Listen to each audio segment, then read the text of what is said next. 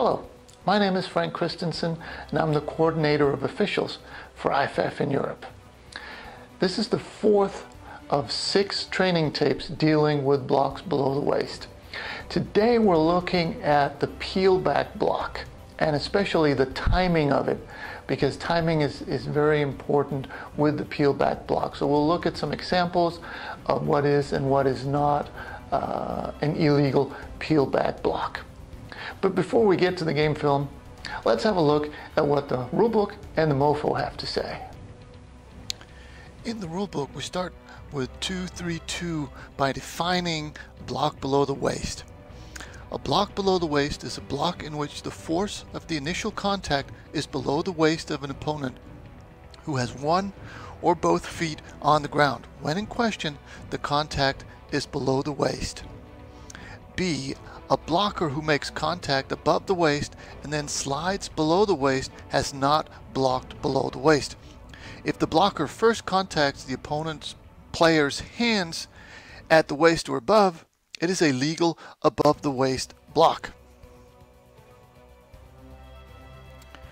Rule 916A deals with block below the waist, and the exception that's relevant for this specific training tape is number 3. Once the ball has left the tackle box, a player may not block below the waist towards his own end line.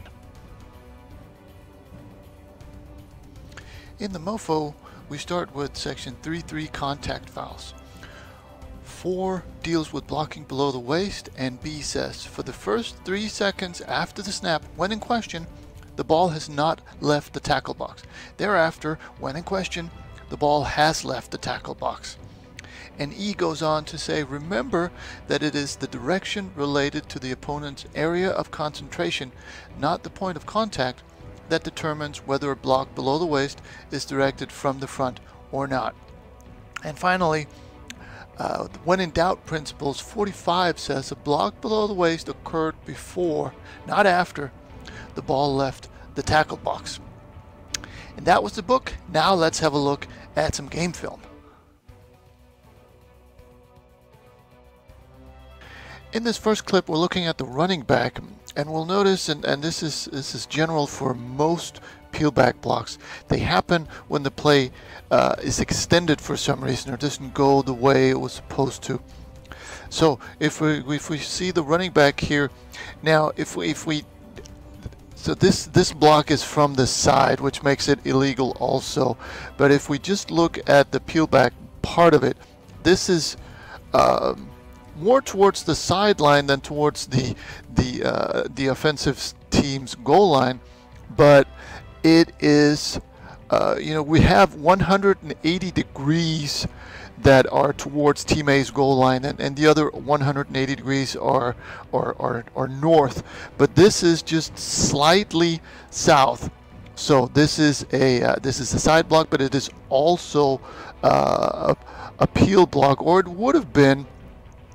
But you'll notice that the ball is actually still in the tackle box, and for a peel block, the ball has to leave the tackle box first, which also is one of the reasons why the play typically has to develop before a peel block can become a reality. So in terms of peel, this would have been a peel block, but the ball is still in the tackle box, so it is not a peel block. It is, however, a personal foul block below the waist because it's a side block.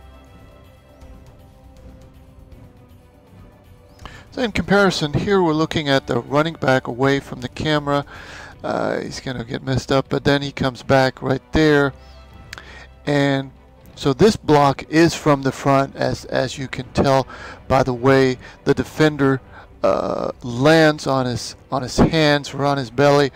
But as when the block happens, the ball is outside of the tackle box, and this is pretty much a 90-degree towards the goal line. So this certainly is it's a peel back, it's a low block towards Team A's goal line, and the ball has left the tackle box. So this is as much a peel block as you're going to see.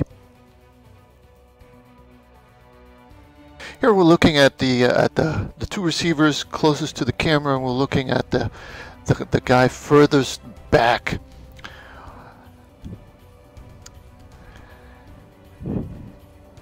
And even though this appears to be a low block towards his own goal line, it really isn't a block. And the definition of a block says it has to be on purpose.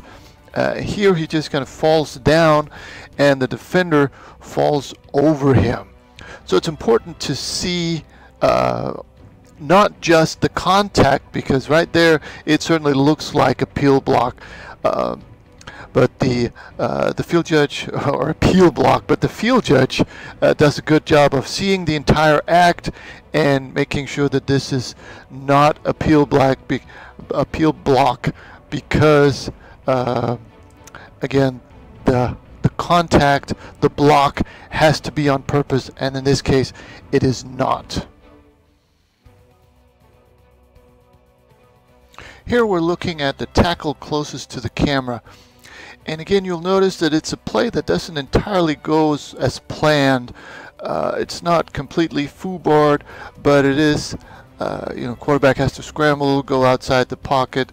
And again, here we don't have a whole lot of contact, but we do have enough. And the ball is outside the tackle box, and the block is towards Team A's own end line.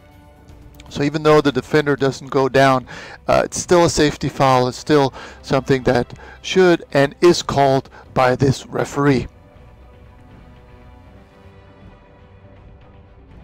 In this last clip, you'll be able to see the similarities to the previous one. We're looking at the tackle away from the ball, so not the tight end, but the tackle who is right now is covered up by the quarterback. And you'll notice that again, this is it's a rollout, so it's not a pocket type situation. The ball is outside of the tackle box, and here comes it's not your typical run-of-the-mill pass blocking anymore. This is more of an improvised protection of the quarterback, and it's from the front, so it's legal in that sense, but it is towards Team A's own end line, and that makes it a peel back block and something that we need to call. Now, here the referee probably pays too much attention to the rolling quarterback and what's happening out there, which is why he misses this. In a crew of 8, obviously this would the referee here would stay back and would be able to see this because he's giving the quarterback to the center judge. Here, probably the backside wing would have the best shot at this, since the referee doesn't see it. I wouldn't expect the umpire to be able to see what happens here in the offensive backfield. So the backside wing probably has the best shot of this, or the referee. And that was it for this training tape. I hope you found something you can use on the field.